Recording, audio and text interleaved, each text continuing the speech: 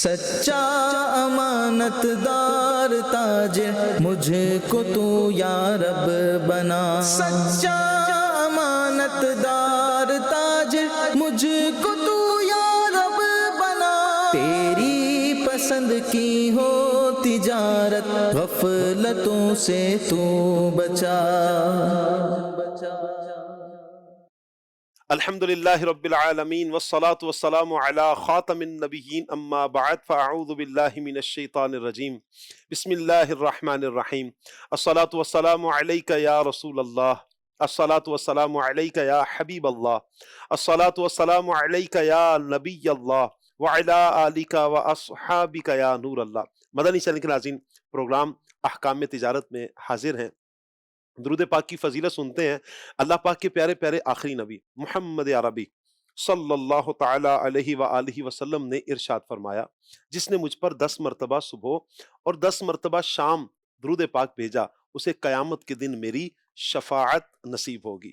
نیت کیجئے کہ انشاءاللہ پیارے آقا صلی اللہ علیہ وآلہ وسلم کی شفاعت پانے کے لیے انشاءاللہ ہم زیادہ سے زیادہ درود پاک پڑھیں گے۔ صلو علی الحبیب صلی اللہ تعالی علی محمد صلی اللہ تعالی علیہ وآلہ وسلم۔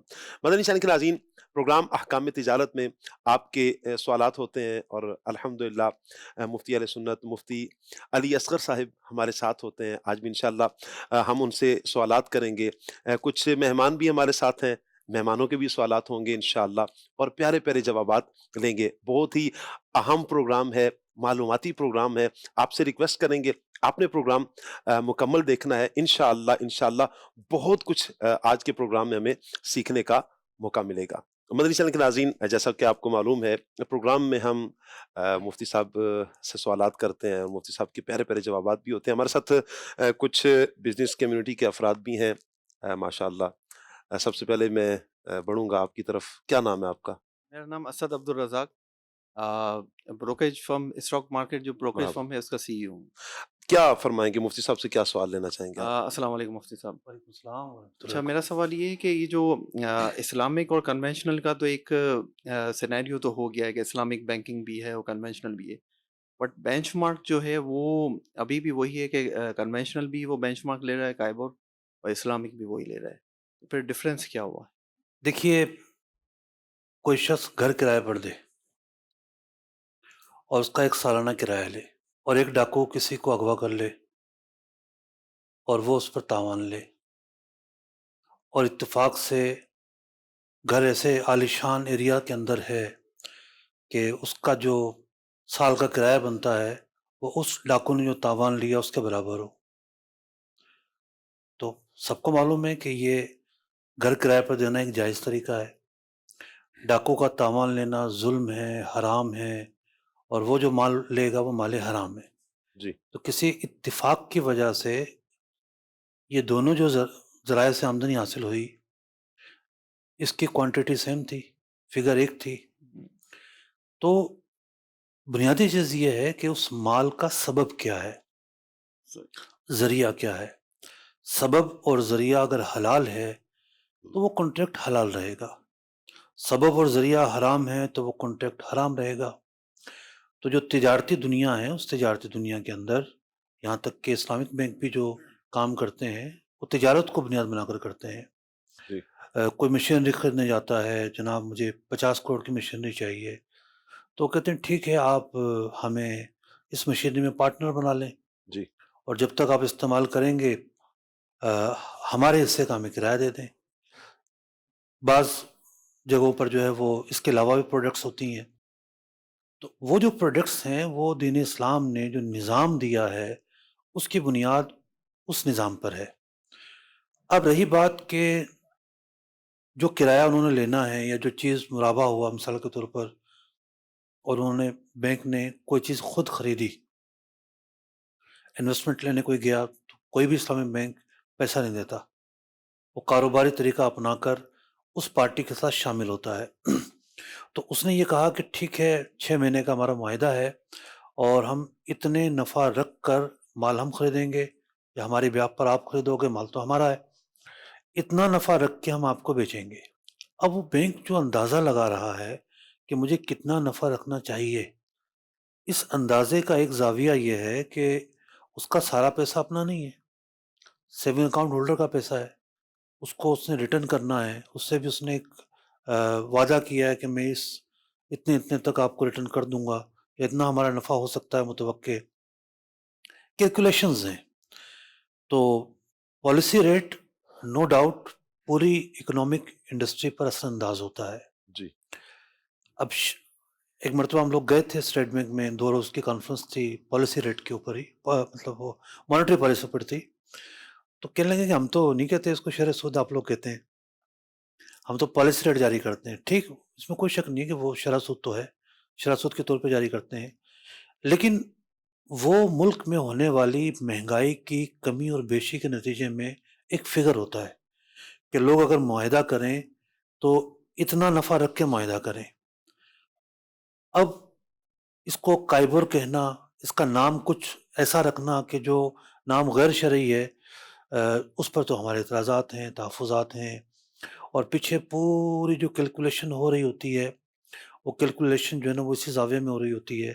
ابھی جو اسی ہفتے گورنمنٹ نے جو اسٹریٹجک پالیسی جاری کی ہے جی 2027 کے تعلق سے، تو اس میں مانیٹری پالیسی کا بھی ذکر ہے کہ مانیٹری پالیسی کے جو خد و خال ہوں گے وہ شریعہ رولنگ کے مطابق بنائے جائیں گے۔ ہو سکتا ہے آنے والے دور میں جو بینچ مارک ہے اس کا کوئی الگ سے تعین کر لیا جائے، لیکن اس بینچ مارک کی بنیاد بھی تو اتار چڑھاؤ پر ہے، یعنی ڈالر کی قیمت پر ہے، ڈالر کے ذخائر پر ہے، ملک کی مہنگائی پر ہے، بہت سارے ایلیمنٹس جو ہے نا اس کو سامنے رکھ کے یہ فگر لیا جاتا ہے۔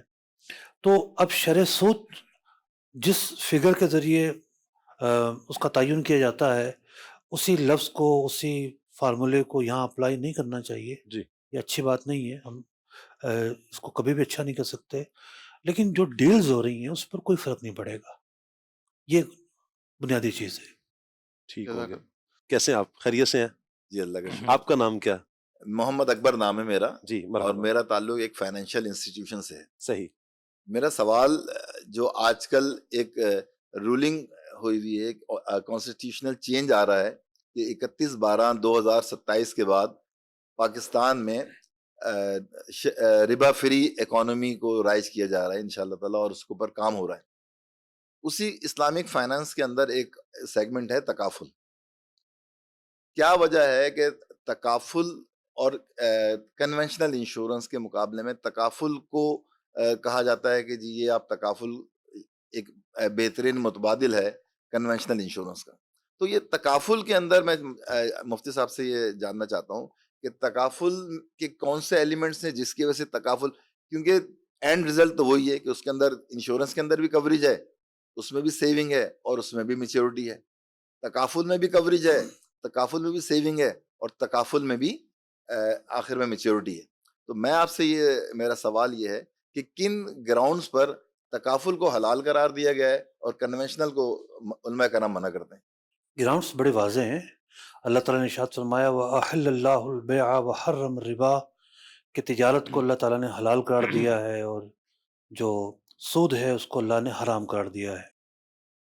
آپ تو ہمارے پاس پی جی ڈی کر رہے ہیں، جی جی اور اب آج کل جو ہمارے لیکچر چل رہے ہیں، خاص طور پہ جو میرا لیکچر ہے وہ اسلامک لا آف کانٹریکٹ پر ہم بات کر رہے ہیں، اور ہم نے اس کلاس میں 25 کانٹریکٹ بھی پڑھے ہیں کہ بنیادی طور پر 25 کانٹریکٹ جو ہیں وہ موجود ہیں۔ تو یہ 25 کانٹریکٹ جو ہیں ہمارے لین دین کا جو نظام ہے اس کی بنیاد ہے۔ ہر ایک کانٹریکٹ ایک پورا چیپٹر ہے فقہ اسلامی کا، جس کی بنیاد قرآن و حدیث پر ہے۔ تو ان کانٹریکٹس کے مطابق جب بھی لین دین کیا جائے گا وہ حلال و طیب ہوگا۔ جو کنونشنل انڈسٹری ہے انشورنس کی، اس کی بنیاد یا تو جوئے پر ہے یا سود پر ہے۔ مثال کے طور پر جو جنرل انشورنس ہے، پیسہ یا آپ کا گیا یا آیا، یہ جوئے کی صورت ہے، یا آپ کو فائدہ پہنچ جائے گا ورنہ آپ نے جو جمع کرایا وہ چلا جائے گا۔ جی اور جو لائف انشورنس ہے وہ پوری کی پوری جو ہے سودی نظام پر آگے بڑھتی ہے۔ تو دو بنیادی خرابیاں اس کے اندر موجود ہیں، جبکہ جو تکافل ہے تکافل کے دنیا میں 3 ماڈلز ہیں. ایک ہے تکافل تعاونی، ایک ہے تکافل بیس آن وکالہ، اور ایک ہے تکافل بیس آن وقف. وکالہ ہو یا وقف ہو، جی دونوں ہی جو ہیں بنیادی طور پر ایک کانٹریکٹ ہیں الگ الگ. وکالہ خود ایک کانٹریکٹ ہے، اور جو وقف وقف ہے وہ خود ایک الگ کانٹریکٹ ہے. تو پاکستان میں جو رائج وقف ہے، میری نظر میں کوئی آئیڈیل ماڈل نہیں ہے. اس سے بہتر ماڈل وکالہ کا ہے، اس سے بہتر ماڈل ٹرسٹ بیس ہونے کا ہے. وجہ یہ ہے کہ جب آپ وقف میں آتے ہیں تو وقف کے دیانت کے تقاضے بہت زیادہ ہیں. وقف ماڈل کو اس لیے لایا گیا تھا کہ جب بھی آپ کوئی پیسہ دینا چاہتے ہیں تو انشورنس کمپنی میں، ہم جنرل تکافل کو اگر لیں، یعنی اس فیلڈ کے اندر کمپنی کیا گیا میں انشورنس یا تکافل کے فیلڈ میں جو بھی کنٹریبیوشن جاتی ہے وہ کیا ہے. انشورنس کے اندر تو وہ قرض کے حکم میں اس کو قرض سے نکالنا تھا. تو وقف کا نظام لایا گیا کہ ایک وقف پہلے بنا دیا جائے اور کنٹریبیوشن اس وقف کی ملکیت میں چلے جائے. آپ فارغ ہو گئے، آپ نے قرضے کی بنیاد پر کوئی نفع نہیں اٹھایا. اور وہ جو تھا کہ جوئے کا معاملہ پیسہ گیا یا آیا، وہ معاملہ بھی نہیں رہا کہ آپ نے تو ایک کار خیر میں چندہ ڈالا ہے، ڈونیشن دے دی. ڈونیشن دی ہے. اب یہ جو وقف کا نظام ہے، عملی طور پر بہت سارے ایشوز ہیں اس کے اندر. مثال کے طور پر کسی نے وقف کیا اور وقف کرتے ہوئے پتہ چلا کہ جو ڈاکومنٹ بنا اس پہ عمل ہی نہیں ہوا، مثالیں موجود ہیں. پھر لے دے کے روپوں پر وقف کیا گیا اور کہا یہ گیا کہ جی یہ تو امام ظفر کا موقف ہے، حالانکہ امام ظفر کا ایسا کوئی موقف نہیں ہے. ٹھیک ہے، پورا رسالہ ہے میرا اس پہ لکھا ہوا الحمدللہ. اس کا بہترین طریقہ ہے ٹرسٹ کی طرح ایک لیگل انٹیٹی بنا لی جائے، اور وہ لیگل انٹیٹی کی ملکیت چیز ہو جائے، کنٹریبیوشن کے طور پر ہو جائے، جس طرح ایک ٹرسٹ کام کرتا ہے، قانونی تحفظ ہوتا ہے اس کو. وقف کی طرف جانے کی ضرورت ہی نہیں ہے. وقف میں جو شرعی تقاضے ہیں احتیاط کے، دیانت کے، وہ بڑھتے چلے جائیں گے. وقف کے اپنے تقاضے ہوتے ہیں. ٹرسٹ کا راستہ وہ بہت ایزی اور آسان ہے. بہرحال اگر وقف کو بھی صحیح طریقے سے بنایا جائے، جیسے بعض کمپنیوں نے اقار پر بنیاد رکھی ہے کہ انہوں نے کسی پراپرٹی کو وقف کیا اور وقف کر کے پھر موقوف علیہم اور پھر اس کے لیے کنٹریبیوشن، ایک بڑا اچھا اور آئیڈیل وہ معاملہ ہے، اس کی تحسین بنتی ہے. تو فرق تو موجود ہے کہ جو کوئی بھی شاخیں جب نکلتی ہیں تو بھئی نیم سے کبھی بھی آم نہیں نکلتا. تو بنیاد اگر ٹھیک ہے تو اس کی جو شاخیں نکلیں گی، آگے کی تفریعات نکلیں گی، آگے کی چیزیں نکلیں گی، تو وہ اسی ٹریک پر چلیں گی. تو بنیاد تو بالکل جدا ہو گئی ہے، بات واضح ہے. دونوں کنونشنل اور تکافل الگ الگ چیزیں ہیں. پھر آپریشنل چیزیں بھی ہوتی ہیں، خامیاں بھی ہوتی ہیں. بعض اوقات مال تو بیچ رہے ہوتے ہیں، جتنی توجہ مال بیچنے پہ لگائی جا رہی ہوتی ہے اتنی توجہ انٹرنل نظام کے بہتر کرنے پہ نہیں لگائی جا رہی ہوتی. ٹھیک ہے، اندر شریعہ کمپلائنس کا کیا نظام ہے، شریعہ آڈٹ کا کیا نظام ہے، باقی کیا نظام ہے. کیونکہ پاکستان ہی میں تکافل کمپنی گزری ہے ماضی میں، دیوالیہ ہو گئی تھی، اور اس کی ایک بنیادی وجہ تھی انٹرنل کرپشن. ایس سی سی پی نے اس کے ایس ای او کو ذاتی حیثیت میں جو ہے وہ جرمانہ کیا تھا، اور بہت سارے ایشوز تھے آلریڈی موجود ہیں. تو دونوں سائڈ جو ہے نا وہ بہتر ہونی چاہیے. السلام علیکم. عبد وعلیکم الواجد السلام. میرا نام ہے اور انجینئرنگ سروسز کی کمپنی کا ڈائریکٹر ہوں میں. مرحبا. اور مفتی صاحب کی بارگاہ میں میرا سوال یہ ہے کہ جی ہمیں اپنے بزنس میں کبھی کبھار کچھ انویسٹمنٹ چاہیے ہوتی ہے، اور وہ انویسٹر کو پتہ نہیں ہوتا ہماری کیا ٹیکنیکل چیزیں ہیں کیا نہیں ہے. ہم اس کو کنونس کر لیتے ہیں یہ چیز 100 روپے کی مل رہی ہے، آپ مارکیٹ سے خرید لیں، اور پھر میں آپ سے اس کو 3-4 مہینے کے ادھار پہ 110 روپے میں خرید لوں گا. جس کو میں کنونس کرتا ہوں وہ ٹیکنیکل نہیں ہوتا، وہ مجھے بولتا ہے یار ایک کام کرو تم میرے بیہاف پہ جا کے پرچیز کر لو میرے وکیل بن کے، اور پھر تم مجھ سے دوبارہ اس کو خرید لینا 110 میں. ایک بات یہ ہو گئی.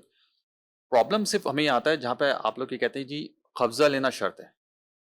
اب وہ آپ جیسے جاب کر رہے ہیں یہاں پر، تو جو انویسٹر ہوتا ہے وہ بولتا ہے میں قبضے کا تو میرے پاس ٹائم نہیں ہے کہ میں فلانی جگہ جاؤں قبضہ لوں پھر تمہیں بولوں اب آ کے تم میرے سے لے لو. تو یہ ہمیں بڑی پریشانی ہوتی ہے اس معاملے میں. قبضے کا ہم کس طرح سے کوئی آپ ہمیں پہلو بتائیں کہ ہم اس کو صحیح طرح سے کر سکیں؟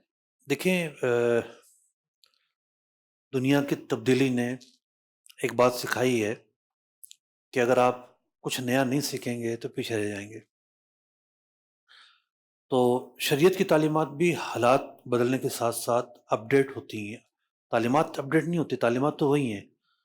ان حالات کے مطابق کیا حل ہے، یہ ایک نئے پیرائے ہمارے سامنے آتے ہیں، نئے زاویے ہمارے سامنے آتے ہیں.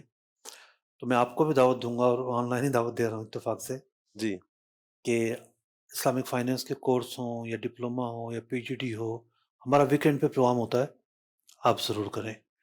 ابھی بھی جو ہمارا پروگرام چل رہا ہے پی جی ڈی کا، کئی بزنس مین آئے ہیں اس میں جو کسی مالیاتی ادارے میں کام نہیں کرتے، صرف اس لیے آئے کہ ہم دیکھیں کہ آج کے ایشوز کا ہمارا کیا حل ہے، شریعت کی تعلیمات کیا اس کا حل پیش کرتی ہیں.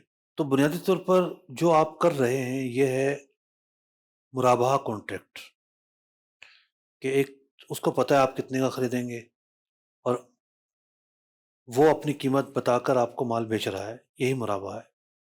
اب رہے گی بات قبضے کی، تو قبضے کی دو قسمیں ہیں. ایک ہے فزیکل قبضہ، ایک ہے کنسٹرکٹیو قبضہ یعنی حکمی قبضہ. آپ کے مسئلے میں اگر حکمی قبضہ بھی ہو جاتا ہے تو بھی مسائل حل ہو سکتے ہیں. اور میں یہ سمجھتا ہوں کہ فزیکل قبضہ بھی ممکن ہے. مال خرید لیا آپ نے، اس سے یہ کہا جائے کہ بھئی آپ کی وکالت پر تو میں مال خریدوں گا، لیکن مال آپ کو پہنچا کر دینا ہے، پہنچا کر دینا ہے. تو وہ اس کے پیسے اسی میں کاسٹ میں شامل کر لے، جو بھی ٹرانسپورٹ ہوگا اس کا. اب جب مال گاڑی پر سوار ہوگا، پہنچانے کا مطلب کیا ہے کہ جب تک مال پہنچا نہیں دیتا رسک اس کا رہے گا. تو جب اس گاڑی پر مال آئے گا تو اس کا قبضہ تو ہو گیا، جی اس گاڑی کا کرایہ وہ شخص دے رہا ہے. اس دوران اس سے اب ڈیل کر لی جائے، قبضہ اس کا ہو چکا ہے کہ یہ مال ہم نے آپ سے اتنے کا خریدا، وہ کہے گا میں نے قبول کیا. تو یہ پریکٹس ظاہر بات روزانہ تو ہوتی نہیں ہوگی، مہینے میں ایک دفعہ ہوتی ہے، 2 دفعہ ہوتی ہے. تو اس ایک وقت کو پہلے سے ڈیسائیڈ کر لیں کہ بھئی اس وقت آپ اویلیبل رہیے گا. جو ڈرائیور ہو، ڈرائیور کے ساتھ کوئی امپلائی بھی چلا جائے، تاکہ ڈرائیور چیزوں کو سمجھ نہیں پائے گا. ڈرائیور کو تو بات نہیں کرنی، بات تو آپ کو ہی کرنی ہے. بس مال کنفرمیشن آپ کے پاس آ جائے کہ گاڑی میں لوڈ ہو چکا ہے. تو یعنی اس سے پہلے قبضہ تھا بیچنے والے کا، جب مال گاڑی میں آیا اب رسک ٹرانسفر ہو کے جس نے خریدا ہے اس کے پاس چلا گیا، قبضہ بھی اس کو مل گیا، اور یہ مال ان کا ہے، ان کے ذریعے آپ عقد مرابہ کر رہے ہیں، انہی سے آپ خرید رہے ہیں. جب ان کا قبضہ ہو گیا اس کے بعد آپ ڈیل کر کے خود خریداری کر لیں اور مال آپ کے گودام پہ پہنچ جائے گا. تقاضے پورے ہو گئے. صحیح. اگر فرض کریں میں اس ساری پریکٹس کرنے میں ناکام ہو گیا، صحیح ہے، یہ کسی وجوہات کی بنا پہ نہیں کر سکا، یا جو انویسٹر تھا اس کا ٹائم نہیں تھا، کوئی بھی ایکسپیکٹ وجوہات ہو جاتی، تو کیا یہ جو ہمارا جو لین دین ہوا ہے یہ حرام کی کیٹیگری میں چلے جائے گا، یا مکروہ میں آئے گا، یا خدا نخواستہ کہیں سود میں نہ چلے جائے؟ تو یہ بھی ذرا بتا دیں.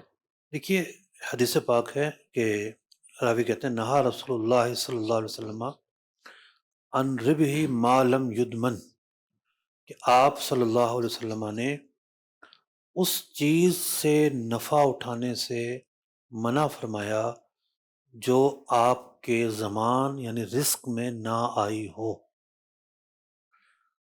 تو وہ جو شخص ہے اس کے لیے تو یہ سیدھا سیدھا نفع جو ہوگا وہ حرام ہوگا، بے فاسد ہے، یہ آمدنی حلال نہیں ہوگی، اور اس کے سبب آپ بنیں گے.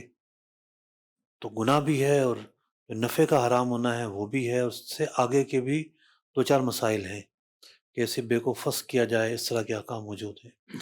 تو قبضہ جو ہے وہ بڑی بنیادی چیز ہے، اور وقت بتاتا ہے کہ جو لوگ قبضے کا لحاظ کرتے ہیں وہ بہت عافیت میں رہتے ہیں. بہت سارے مسائل ہیں، برکت تو سب سے بڑھ کر ہے کہ جب بھی شرعی تقاضے پورے کیے جائیں گے، جو چھپی ہوئی برکت ہوتی ہے اس کا تو اندازہ نہیں لگایا جا سکتا نا. 2 آدمی زندگی گزارتے ہیں، جی دونوں نے کلف کے کپڑے پہنے ہوئے، اور ایک وہ ہیں جو بڑے مہنگے قسم کے برانڈ کے پرفیوم لگاتا ہے لیکن طہارت کا خیال نہیں کرتا، پاکی ناپاکی کا خیال نہیں کرتا. دوسرا ہے وہ نمازی ہے، تو دکھنے میں تو دونوں سفید کپڑے اور کلف والے کپڑے پہننے والے ہیں، جی لیکن جو طہارت اور پاکیزگی کا خیال کرتا ہے، اس کی جو روحانی تسکین، روح کا تزکیہ، دل کا تزکیہ، اس کا عالم الگ ہوگا، دوسرے کا الگ ہوگا. تو یوں بڑا فرق ہے. انسان عزم کرنے پر جب آ جائے کہ یہ میں نے کرنا ہے، راستے کھل جاتے ہیں، کوئی چیز بھی ناممکن نہیں ہے. شریعت کی تعلیمات پر عمل کرنے کے حوالے سے کچھ بھی ممکن ناممکنات میں سے نہیں ہے. صحیح. وقتی طور پر آپ کو اسٹاپ کرنا پڑتا ہے، اور یہ حلال و حرام کی دنیا میں، یعنی حلال پر عمل کرنا ہے اور حرام سے بچنا ہے، اس دنیا میں یہ پہلا سبق ہے اور پہلی منزل ہے اسٹاپ کرنا. کوئی شخص یہ کہے کہ اسٹاپ بھی نہیں لگاؤں گا اور گناہ سے بھی بچ جاؤں، نہیں، اسٹاپ لگا کر تو دیکھے، تھوڑی سی پریشانی آتی ہے پھر راستے کھلے ہوتے ہیں. ایک شخص نے مجھے کہا کہ ایک وقت تھا کہ میرے پاس سب کچھ سود میں جھگڑ چکا تھا، اللہ. سب کچھ. بہت بڑے آدمی ہیں سب، بہت بڑے آدمی ہیں. اور انہوں نے بات بتائی آج سے کچھ 14 سال پہلے کی، کہ جس گھر میں رہتا ہوں اس کے علاوہ کچھ بھی نہیں بچا تھا. پھر میں نے توبہ کی، سود سے اجتناب کرنے کا عہد کیا. اس کے بعد اللہ تعالیٰ نے ایسے راستے کھولے کہ اب سب چیزیں اس سے بھی کہیں زیادہ وہ آ گئے ہیں. تو یوں اسٹاپ جو ہے، جیسے کہتے ہیں نا آپ لوگوں کی دنیا میں، یعنی ایک پروفیشنلزم کے اندر اور ایک موٹیویشنل اسپیکر، اور بہت سارے لوگ تبادلہ خیال کرتے ہیں اس پر کہ نو کہنا سیکھو. نو خاص طور پر ٹائم مینجمنٹ کے حوالے سے بڑا اہم نقطہ ہے یہ، کہ آپ ٹائم آپ کو بچانا ہے تو نو کہنا سیکھو. ہر جگہ ہر وقت ہر کام کے لیے آپ اویلیبل رہیں گے تو ٹائم مینجمنٹ تو نہیں ہو سکے گی. اسی طریقے سے شریعت پہ عمل کرنے کے لیے اسٹاپ لگانا سیکھیں، رکنا سیکھیں، چھوڑنا سیکھیں. ترک، یعنی تقویٰ کیا ہے؟ حرام کو چھوڑ دینا، ترک، بچنا، اور واجبات پہ عمل کرنا. تو ترک جو ہے، یعنی واجبات کم ہیں، گنے چنے ہیں، لیکن جو گناہ ہیں اور اس کے راستے ہیں وہ زیادہ ہیں. جی. تو ترک اور اسٹاپ بڑا اہم ہے. لیکن مفتی صاحب، یہ آپ جیسے فرما رہے کہ منع کریں نہ کریں، یہ ہم اپنے بڑوں کو بسا اوقات بہت بھاری پڑ جاتا ہے، مشکل ہو جاتا ہے کہ کس طرح منع کیا جائے. تو وہ بڑے مان کے ساتھ کسی نے مجھے کچھ کہا ہے یا کچھ عمل ہے، ایکس وائی زی کوئی بھی معاملہ ہے، تو انکار وہاں پر بڑا بھاری پڑ جاتا ہے. اس صورت میں کیا کریں؟ دیکھیے، ایک آدمی اگر ڈوب رہا ہے جی اور منزل بالکل سامنے ہے، جی اور یہ بجائے خشکی کی طرف آنے کے گہرائی کی طرف جائے گا، تو پھر تو کبھی نہیں نکل سکے گا. جی. ایک ہی راستہ ہے کہ وہاں سے منہ موڑ کے اس طرف بڑھے، اور یہ عزم ہے اصل میں. دیکھیں نا، تصوف کی دنیا میں بھی جی عزم کو ایک بنیاد قرار دیا گیا ہے، ول پاور. جی تو یہ ول پاور ہے اصل میں. اور جو انما الاعمال بالنیات جو ہے جی کہ اعمال کا دارمدار نیتوں پر ہے، تو نیت کا آغاز کہاں سے ہوتا ہے؟ جب آپ خیر کا ارادہ کرتے ہیں اور برے راستے پر نہیں جاتے، تو ول پاور کو استعمال کرتے ہوئے آپ عزم کر لیتے ہیں. نیت بھی ارادے کا نام نہیں ہے، نیت عزم کا نام ہے جی کہ یہ کام مجھے کرنا ہے. جی تو جہاں ہم انما الاعمال بالنیات کی عام جو تشریح ہے وہ سنتے ہیں، یہ خاص تشریح ہے جی کہ یہاں چونکہ مرادف سے عزم ہے، تو نیت اور عزم جب ہوگا تو سارے راستے آسان ہو جائیں گے. صحیح تو گناہ سے بھی بندہ اسی وقت پرہیز کر پائے گا. صحیح. اچھا مفتی صاحب، جیسے عبد الواجد بھائی نے ایک سوال کیا قبضے کے حوالے سے، یہاں پر میرے ذہن میں ایک سوال یہ آ رہا تھا، جو ہم گھر بیٹھے بسا اوقات چیزیں منگوا رہے ہوتے ہیں. اچھا، بعض اوقات اسپیسیفک کسی کمپنی کی ہوتی ہیں، اور وہ ہوتا بھی یوں ہے کہ وہ پیسے ایڈوانس میں لے رہے ہوتے ہیں، انہی کے افراد ہی آ رہے ہوتے ہیں دینے کے لیے بھی.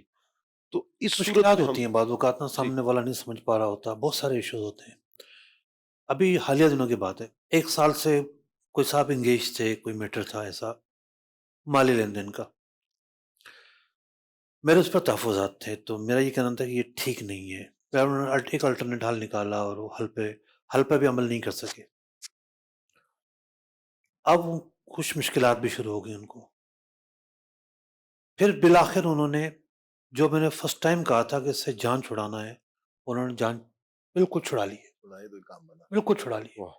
تو ان کا ول پاور تھا، ہم، عزم تھا ان کا. جی ان کو نکلنے میں سال لگا جی لیکن نکل آئے الحمدللہ.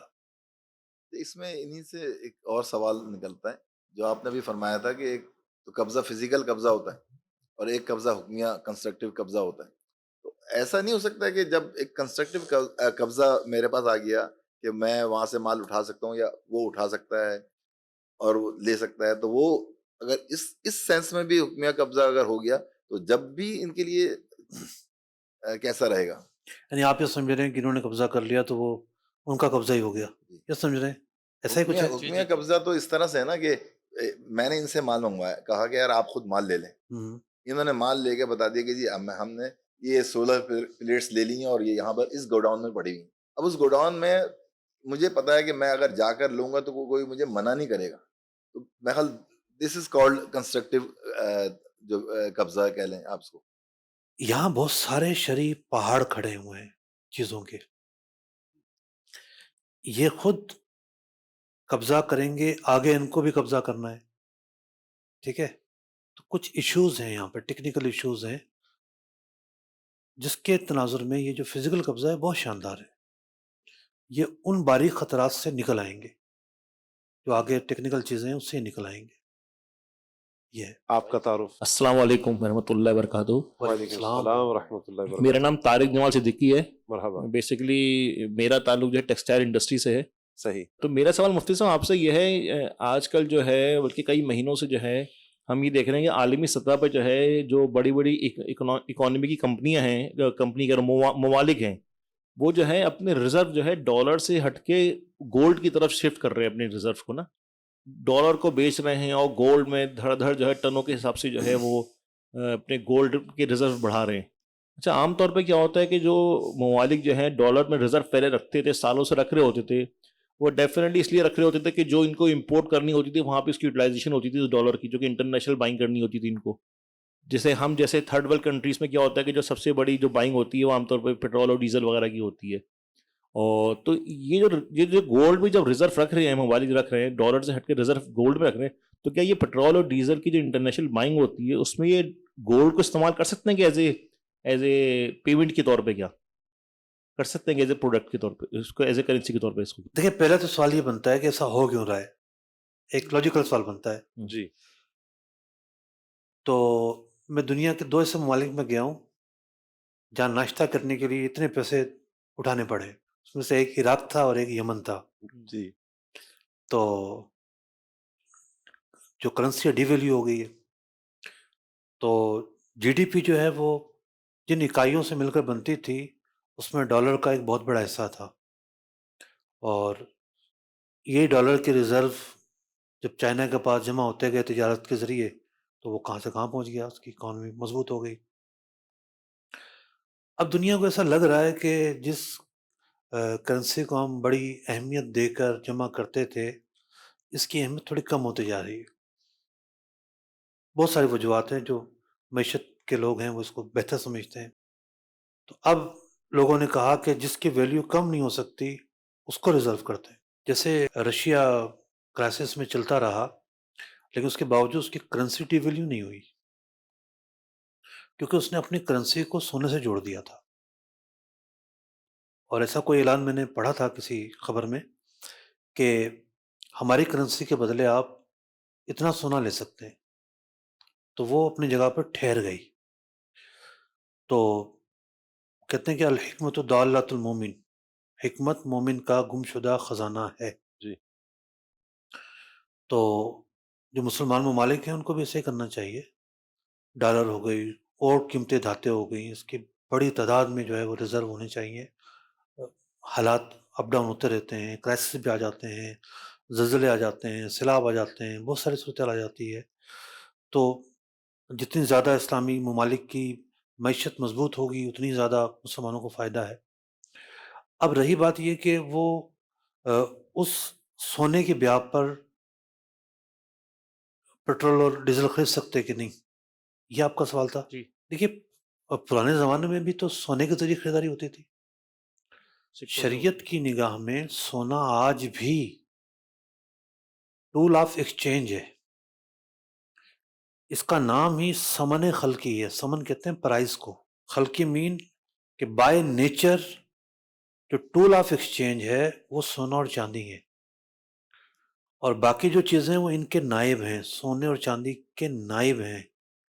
اور اگر آج بھی اسلامی ممالک سونے اور چاندی کے سکے جاری کر دیں تو کچھ مسائل سود والے تو بڑھ جائیں گے، کہ جب سے کاغذی کرنسی آئی ہے سود کے بہت سارے مسائل کم ہو گئے ہیں. تو کچھ مسائل بڑھ جائیں گے ضرور سود کے، اور علم دین حاصل کرنے کی ضرورت زیادہ پیش آئے گی، لیکن جو معیشت مضبوط ہوگی اس کا کوئی اندازہ نہیں لگایا جا سکتا. ہوں کچھ چیزیں ایسی ہوتی ہیں کوئی ہونے نہیں دیتا. بعض اوقات سنتے ہیں کہ جی آئل گیس نکل آئی نہیں نکلی، نکل آئی نہیں نکلی. تو ہر چیز نہیں ہوتی. ہر چیز جو چاہی جا رہی ہوتی ہے وہ نہیں ہو سکتی. ہزاروں خواہشیں ایسی کہ ہر خواہش پہ دم نکلے. بہت نکلے میرے ارماں پھر بھی کم نکلے. آپ نے بھی کہا کہ جو اگر ممالک جو ہیں یہ سونا اور چاندی کی کرنسی جب صدیوں سال پہلے جو ہوتا تھا، صدیوں سال پہلے نہیں، کہاں چلے گئے آپ؟ 100 سال پہلے. ہماری والدہ بتاتی ہیں، اچھا والد. ٹھیک ہے، کہ جناب جب ہندوستان سے آئی تھیں تو سکے موجود تھے، چلتے تھے.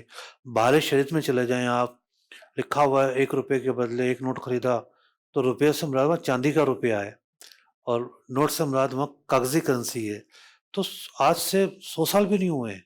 تو پھر یہ جو اسلامی ممالک نے اسپیشلی جو ہے پھر اپنے اس رجحان کو، اس طریقہ کار کو کیوں چھوڑ دیا؟ پھر وہ اس پلاسٹک منی میں اور کرنسی کاغذ کی نوٹوں کی طرف پھر اپنے آپ کو کیا ان مغربی ممالک کی ایما پہ یا دوسرے معاملات پہ پھر کنورٹ کر لیا انہوں نے پھر اپنے آپ کو اسلامی دیکھیے ممالک؟ بہت ساری چیزیں، ایک ہوا چلتی ہے، وہ ہوا اپنے لپیٹ میں لیتی ہے نظام کو، دنیا کو، چیزوں کو. تو اب کس نے کیا فیصلہ کرنا ہے، اس وقت کیا حالات اور معروضی حالات ہیں، چیزیں چل رہی ہوتی ہیں. اور پھر ریزرو کا بھی ایشو ہے، آبادی بڑھتی گئی. جو ایکسچینج کاغذ کے ذریعے آسان ہو گیا ہے وہ ایکسچینج سونے اور چاندی کے ذریعے کرتے تو بہت دشواریاں آتی ہیں. جی لیکن کسی نہ کسی طور پر، جیسے 5,000 کا نوٹ بھی تو ایک نوٹ ہے نا، جی سارے نوٹ تو 5,000 کے نہیں ہے. نہیں ہوتے. تو کسی مطلب علامتی طور پر یا ایک محدود پیمانے پر جاری تو کیا جا سکتا ہے. کیا جا سکتا ہے اس کو. کیا اللہ آپ کو برکت عطا فرمائے. آپ کا کیا نام ہے؟ میرا نام فرحان ہے. فرحان بھائی. میں جو ٹریول ایجنٹ ہوں، حج واہ، عمرے کا کام ہے. زبردست. آپ کیا لیں گے سوال مفتی صاحب سے؟ اچھا، میرا مفتی صاحب کی بارگاہ میں سوال ہے کہ اگر کوئی کلائنٹ ٹکٹ وغیرہ کرانے آتا ہے، یہ پورا پیکیج لیتا ہے، اس میں اکوموڈیشن ہوتی ہے، ویزا، ٹرانسپورٹ، زیارت، مکمل پیکیج نا. اگر اللہ نہ کرے اس کو ایمرجنسی صورت ہو جاتی ہے تو ٹکٹ بھی ریفنڈ جاتا ہے، اور جو ویزا ہوتا ہے اس کے تو پیسے ملتے نہیں ہیں. ایک ٹکٹ ریفنڈ جاتا ہے، اور ایک ہوٹل کے پیسے کہیں ملتے ہیں کہیں نہیں ملتے ہیں، اور زیارت کے بھی پیسے شاید نہیں ملتے ہیں، زیارت کے بھی نہیں ملتے ہیں. تو اس میں ایمرجنسی صورت میں جو اس میں ہمارے سروس چارج بھی شامل ہوتے ہیں. تو اور جو ٹکٹ کی جو ریفنڈ پالیسی ہے وہ تو ایئر لائن اپنے کارڈ کے بقایا پیسے جاری کر دیتی ہے. تو جو کلائنٹ کو جو ایمرجنسی کی صورت میں یہ ہمارے جو سروس چارجز ہیں اس کو ریٹرن کرنے ہوں گے، کہ جو اس کی اماؤنٹ ہوتی ہے وہ ریٹرن کرنی پڑے گی؟ دیکھیں، خرید و فروخت کے جو مسائل ہیں اس میں ایک بنیادی چیز ہے، ہر ایسے کام سے بچنا ہے جس میں تنازع نہ ہو. ہوتا کیا ہے ٹریول ایجنسی کے اندر، ٹریول کے کام کے اندر، وایا وایا وایا وایا وایا دنیا چل رہی ہوتی ہے. یعنی آپ نے ایک ہول سیلر سے چیز خریدی تھی، پیکج پکڑا، دوسرے اس نے دوسرے سے، اس نے اس سے بڑے سے، ہوٹل میں تو 10 لوگ چل رہے ہوتے ہیں، تو رسک فیکٹر بڑھ جاتا ہے. اور بعض اوقات کلائنٹ کو بھی جھوٹ بول رہے ہوتے ہیں کہ جی یہ تو ہم ڈائریکٹ ہیں، ہم خود دے رہے ہیں، پیچھے اتنی لمبی چین چل رہی ہوتی ہے. تو ایسی کوئی بھی صورتحال نہ ہو جو تنازع کا باعث بنے.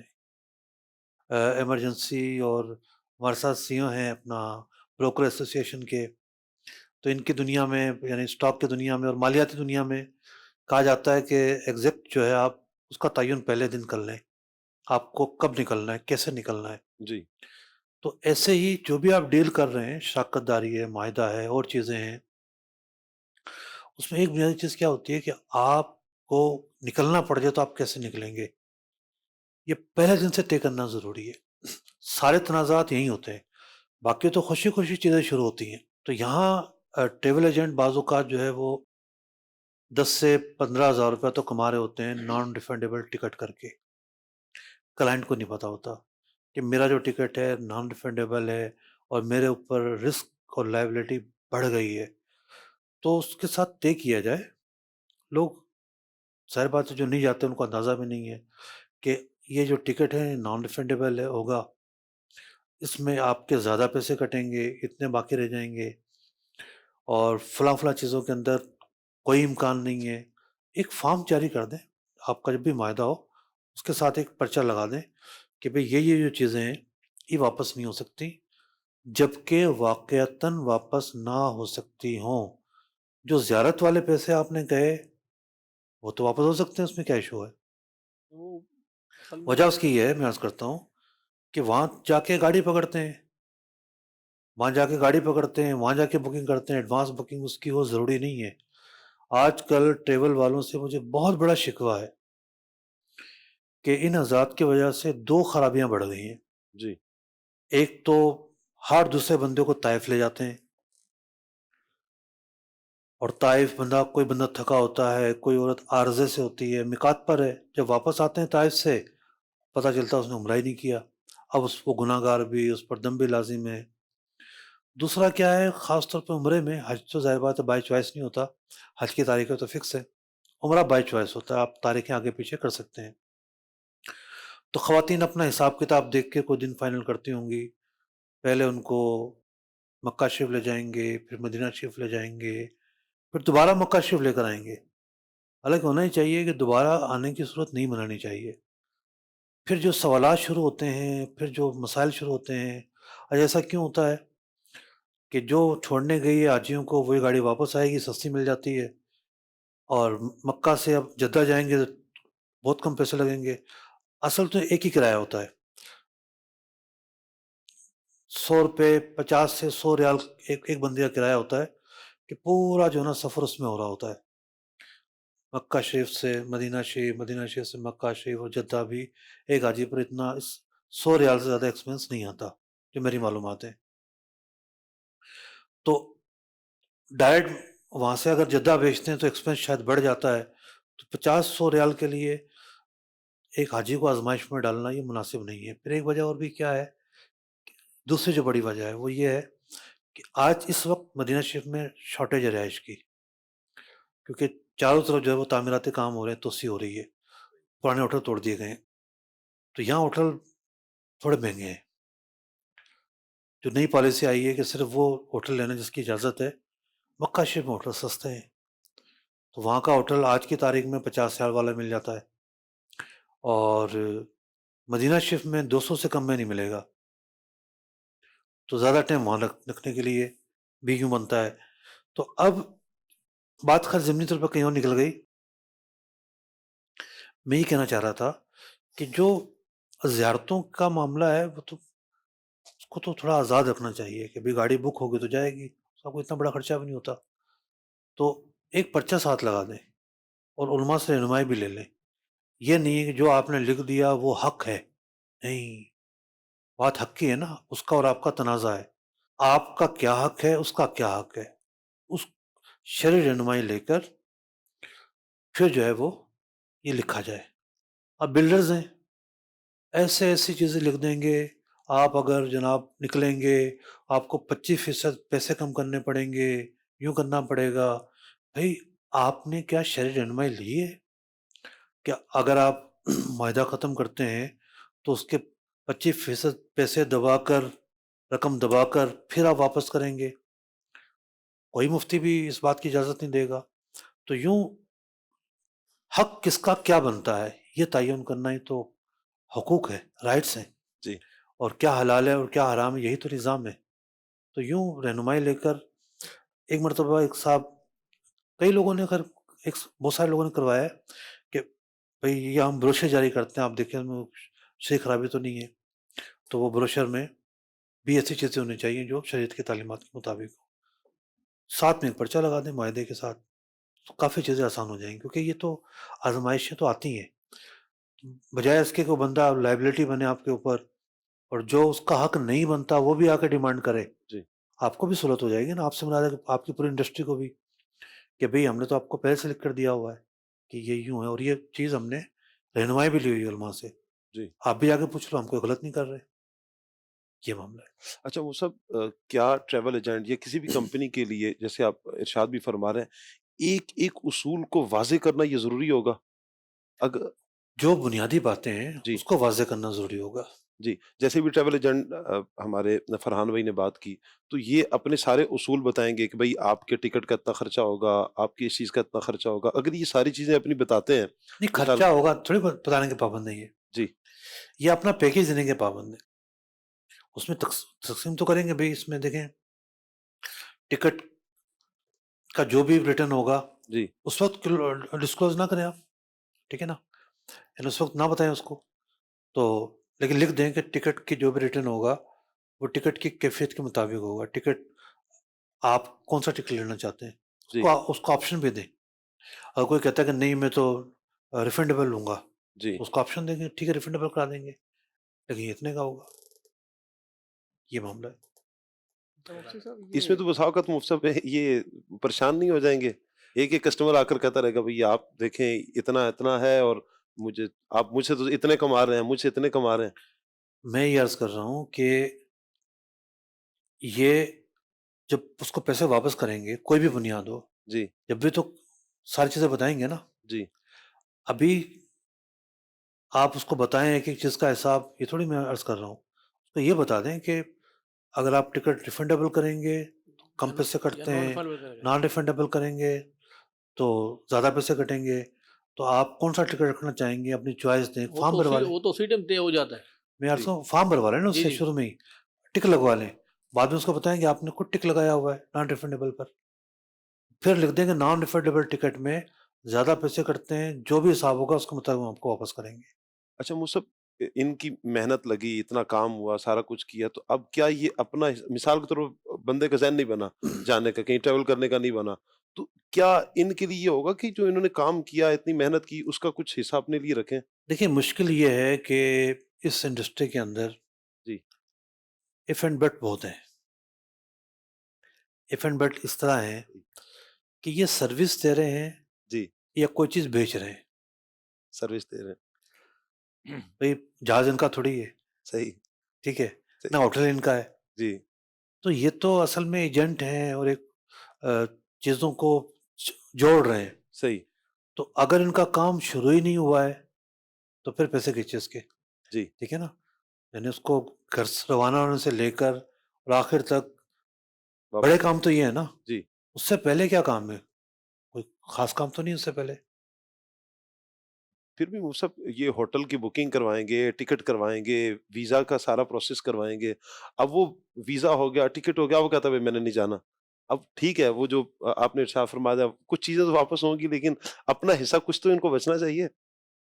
میں جو سمجھتا ان ہوں کی کہ جو مفتی ان کی صاحب اپنی نے جو کاسٹ بات لگی کہی ہے ان کی نا، ان جی کی بھی تو کاسٹ لگ چکی ہے نا. سروسز انہوں نے دی ہیں، لوگوں کو بھیجا، جی اپنا کچھ نہ کچھ تو خرچہ ان کا بھی میرے خیال سے ہوا ہے نا ٹریول ایجنٹ کا. تو یہ تو یہی بتائیں گے فرحان ہاں بھائی، کچھ نہیں ہوا ہوا یا ہوگا، نہیں ہوا. وہ گھر سے تو تو ہوتا ہے، ہوا دکان کھول کے نہیں، بیٹھے اس میں ہوئے ہیں. مفتی صاحب جو فرما رہے ہیں نا، مفتی صاحب نے مطلب سمندر کو کوزوں میں بند کیا ہے. زبردست. اور وہ یہ انہوں نے فرمایا ہے کہ اگر ساری چیزیں رائٹنگ میں آ جائیں، جی لکھت میں آ جائیں، تو کسٹمر بھی مطمئن ہوگا مجھے کیا چیز ملے گی، کیا چیز نہیں ملے گی، اور ان کو بھی پتا ہوگا کہ میں نے کیا چیز دینی ہے. جی اور رائٹس اور فرائز جو ہے نا دونوں کو پتا ہوں گے لیکن اپنے. ان کا کینسل ہونے پر رائٹ بنے گا نہیں بنے گا ایک سوال نشان ہے. میں اس پہ ملے گا یہ نہیں کہہ رہا، ایک سوال نشان ہے.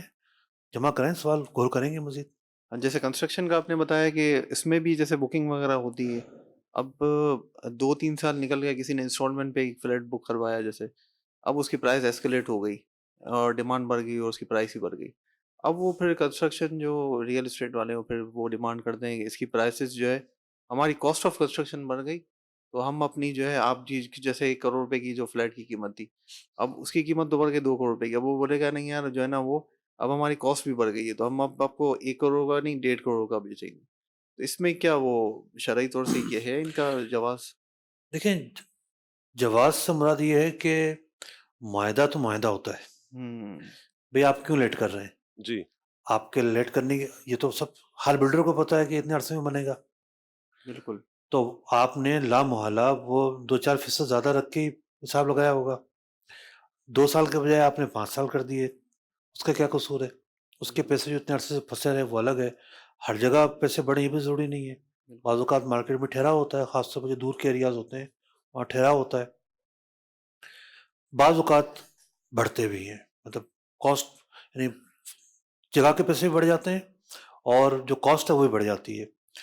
تو اگر ایسی صورتحال پیدا ہو گئی ہے کہ کاسٹ بہت زیادہ بڑھ گئی ہے، دونوں پارٹیاں انگیج ہوں، ایک دوسرے کے ساتھ بیٹھیں، اتفاق کرتی ہیں دونوں رضامندی کے ساتھ کہ اب یہ نہیں یہ پرائز ہوگی، اس کی گنجائش موجود ہے، لیکن رضامندی کے ساتھ ہوگا.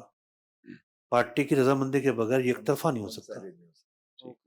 اچھا مفتی صاحب، آپ کی بات کو میں ہی اضافہ کرتا ہوں کہ عام طور پہ ڈیولپر اسی وجہ سے جو انیشلی انہوں نے پرائس ایک ایگریمنٹ کیا ہوا ہوتا ہے وہ تو اس پہ تو قائم رہتے ہیں، مگر جو دوسرے چارجز ہوتے ہیں جیسے ڈیولپمنٹ چارجز ہوتے ہیں، جیسے یوٹیلیٹی چارجز ہوتے ہیں، اس کو کوئی fix amount at the time of booking نہیں بتاتے وہ. اور وہ اماؤنٹ جو ہے وہ اگر کوئی پروجیکٹ 5 سال کا ہے تو سپوز کریں کہ 2 سال کے بعد 2.5 سال کے بعد وہ اپنے کلائنٹ کو بولتے ہیں کہ بھائی اب جو ہے نا وہ یوٹیلیٹی چارجز یا ڈیولپمنٹ چارجز کے ہم کو اتنا اماؤنٹ دیتے ہیں آپ. تو اس وقت میرے خیال سے وہ جو ڈیولپر ہیں اس لیے انیشلی ایگریمنٹ کے ٹائم پہ اس کا فکس اماؤنٹ نہیں بتاتے ہیں، چونکہ وہ اس وقت دیکھ رہے ہوتے ہیں 2 سال کے بعد ہماری کتنی کاسٹ آئے گی اور ہم کو کتنا خرچہ کرنا پڑے گا ڈیولپمنٹ میں. تو اس وقت کے ریٹ کے لحاظ سے پھر وہ ڈیمانڈ کر رہے ہوتے ہیں میرے ویسے وہ شاید وہ اسی وجہ سے کر رہے ہوتے ہیں کہ ہم بھی اگر یہ کہیں گے کہ ایسا معاہدہ جائز ہے یا نہیں پہلے ہم سے بھی پوچھ لیں، کیونکہ ظاہر بات اس کے بھی رائٹ ہے نا، اس کا بھی جو رائٹ ہے. خریدار اسی ہے لیے وہ اس کے رائٹ ہے. انیشلی ایگریمنٹ کے وقت فکس اماؤنٹ نہیں بتاتے وہ کہ ہم یوٹیلیٹی یا ڈیولپمنٹ کے نام سے آپ سے کتنے پیسے لیں گے. اس لیے اس کو میرے خیال سے وہ اوپن رکھتے ہیں. کئی چیزیں ایسی ہیں جس میں حقوق متاثر ہوتے ہیں. مثال کے طور پر سب لیز دی جاتی ہے. کچھ بلڈر سب لیز کے اندر جگہ کو شامل کرتے ہیں، کچھ شامل نہیں کرتے. پلاٹ کی بات کر رہا ہوں. تو اب اس کو پتہ ہونا چاہیے کہ بھئی پلاٹ میں میرا حصہ میرا حق شامل ہے یا نہیں ہے. اب مثال کے طور پر 50 فلیٹ تھے اور ہر ایک یونٹ بنائے گئے، یونٹ بنا کر جو پلاٹ ہے ہر ایک جو فلیٹ ہولڈر ہے اس کو دے دیا گیا ایک ایک یونٹ. تو بلڈر تو زمین سے فارغ ہو گیا، لیکن زیادہ تر بلڈر زمین اپنے پاس رکھتے ہیں اور لیز سب لیز جو ہے صرف فلیٹ کی دیتے ہیں. تو ایک کسٹمر کا رائٹ ہے، اس کو پتہ ہونا چاہیے کہ بلڈر نے جو میرے ساتھ معاہدہ کیا ہے اس میں صرف فلیٹ شامل ہے، زمین شامل نہیں ہے. تو اسی طریقے سے جو بھی ہڈن معاملات ہیں اس کا بیان کرنا ضروری ہے.